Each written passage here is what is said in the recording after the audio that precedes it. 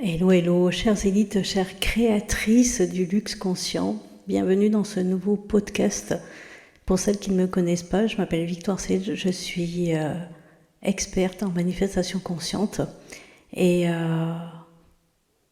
donc dans cet audio, dans ce podcast, je voulais aborder un sujet qui revient régulièrement dans les questions des personnes dans mon entourage, mais aussi dans le membership. Donc du coup, je voulais aborder ce sujet et creuser un peu. C'est que lorsque l'on, dans le chemin de la manifestation consciente, on découvre ou on redécouvre, on va dire, toutes les techniques identitaires, c'est-à-dire scripting, affirmation positive, robot affirming, visualisation, méditation, subliminaux et tout ça. Et lorsqu'il s'agit, on va dire, de scripting ou de visualisation, la question qui m'avait été posée, puis qui vient titiller les gens, c'est oui, mais si je scripte genre mon futur, c'est-à-dire dans 5 ans à dans 10 ans, du coup je risque de passer à côté d'une autre opportunité qui serait meilleure. Et je trouve que la question elle est pertinente, parce que moi-même à un moment donné je me la suis beaucoup posée cette question. Je me disais oui, mais du coup si je choisis telle direction, ça supprime d'autres possibilités. Sauf qu'en fait, ce qui se passe, c'est que lorsque l'on s'imagine notre vie idéale, tous les domaines confondus, lorsque l'on imagine notre vie idéale, on a des images qui viennent, on a des idées, on a des pensées. C'est-à-dire que ça va être, ça serait comme ça, je serais trop bien, il y aurait ça serait là, tac, tac, tac, je serais avec telle personne, je vivrais à tel endroit où j'aurais tant d'argent, j'aurais tel travail, tel business, ou voilà, bref, il y a des choses qui viennent. Et en fait, ces choses sont déjà, on va dire, notre maximum à ce moment-là. En fait, on ne peut pas imaginer ce qu'on ne peut pas imaginer en fait. Donc en fait, à ce stade-là, quand on se dit, tiens, ça serait quoi ma vie idéale dans, je sais pas, dans 1 an, dans 2 ans, dans 5 ans, dans 10 ans, c'est quoi mon idéal? Comment ça serait que tous mes domaines de vie soient optimisés, soient parfaits, on va dire. On a des images qui vont venir. On sait quel genre de relation amoureuse on voudra avoir, on sait quel genre de famille on voudra avoir, on sait quel genre d'endroit on voudrait vivre, on sait. Et en fait, à ce moment-là, c'est ça la destination, c'est tout. Et de se mettre en chemin vers ça, dans ce chemin-là, peut-être qu'après, il y aura des bifurcations qui vont apparaître, il y aura d'autres pensées, il y aura d'autres possibles qui vont s'ouvrir. C'est-à-dire que dans un premier temps, si par exemple, je donne un exemple, voilà, je suis jeune, je vis chez mes parents et je me dis, ça serait quoi ma vie idéale, je sais pas, dans 3 ans par exemple, ça serait de vivre chez moi, par exemple. Ça serait d'avoir un chez moi. Et peut-être que là, la première idée d'un chez moi, ça sera peut-être un studio, ça sera peut-être un appartement, ça sera peut-être, voilà. Et ça sera notre première action. Et dans le chemin, pour acquérir, on va dire, pour avoir ce désir-là, peut-être qu'il y a autre chose qui va venir. D'un seul coup, on va peut-être se dire, ah, punaise, je m'imaginerais bien dans une maison. Ou je m'imaginerais bien dans... voilà. Et en fait, c'est de partir déjà dans une direction, mais d'avoir une direction, d'avoir une destination, et en allant vers cette destination, de se rendre compte que peut-être, finalement on peut bifurquer. Mais tant qu'on ne se lance pas, la bifurcation n'arrive pas en fait. Donc en fait, à partir du moment où on choisit une destination, quelle qu'elle soit, pour notre vie privée, professionnelle, peu importe, c'est pas, ça ne veut pas dire du coup que on annule tout le reste. Ça veut simplement dire que là, à l'instant T et à ce moment-là, de toute façon, c'est la seule direction la plus optimale.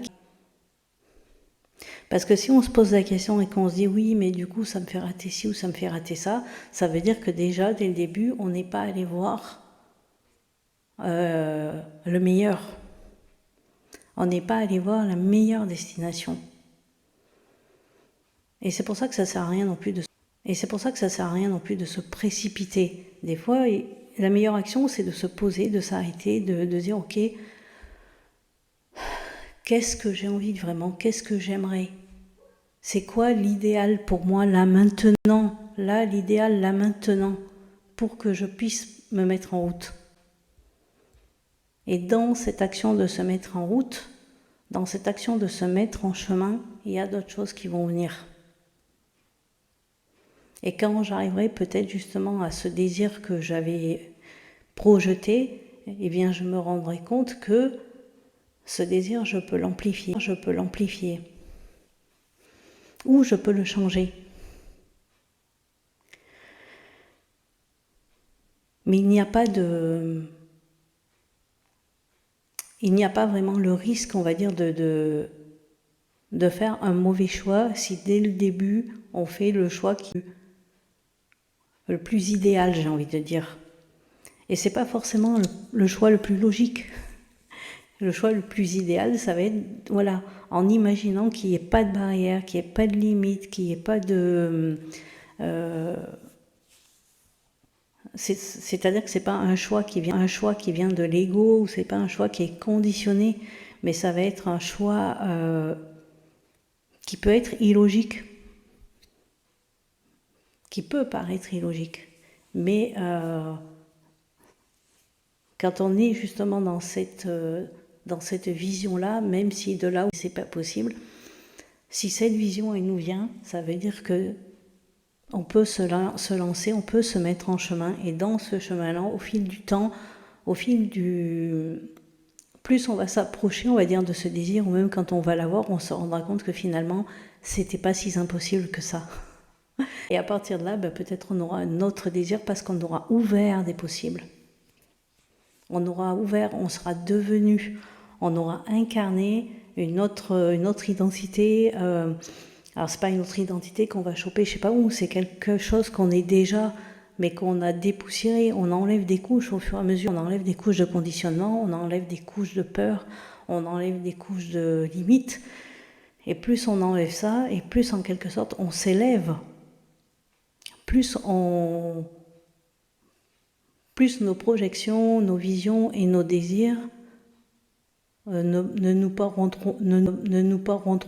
nous paraîtront plus aussi illogiques, justement.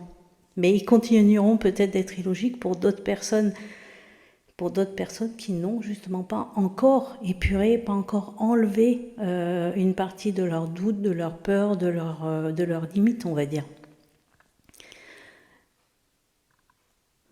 Mais on ne peut pas faire en fait de mauvais choix dès l'instant où justement on a cette vision optimale.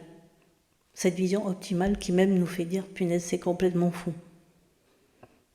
C'est parce qu'on se dit punaise, c'est complètement fou que justement on sait en fait qu'à ce moment-là, on peut se mettre en marche, on peut se mettre en direction de ce désir, de cette vision.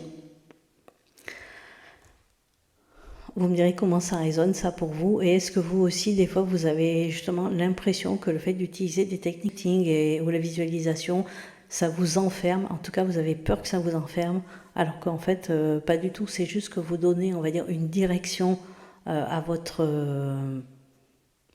dynamique, on va dire, et que cette direction elle n'est pas figée. Elle n'est pas figée, c'est comme quand vous rentrez dans votre voiture, vous mettez une destination dans le GPS, vous vous mettez en route, mais ça ne veut pas dire qu'en cours de route, vous ne pouvez pas vous arrêter sur le bord de la route et changer la destination. Parce que justement, en roulant, vous vous êtes rendu compte que finalement, vous préféreriez aller ailleurs. Comment ça résonne ça pour vous ? Je vous mettrai aussi dans la barre de description toutes les possibilités pour entrer dans le membership. Il y a plusieurs options, il y a plusieurs possibilités. Je vous mettrai tout en barre de description. Voilà, je vous souhaite une très belle journée. Prenez soin de vos narratifs intérieurs.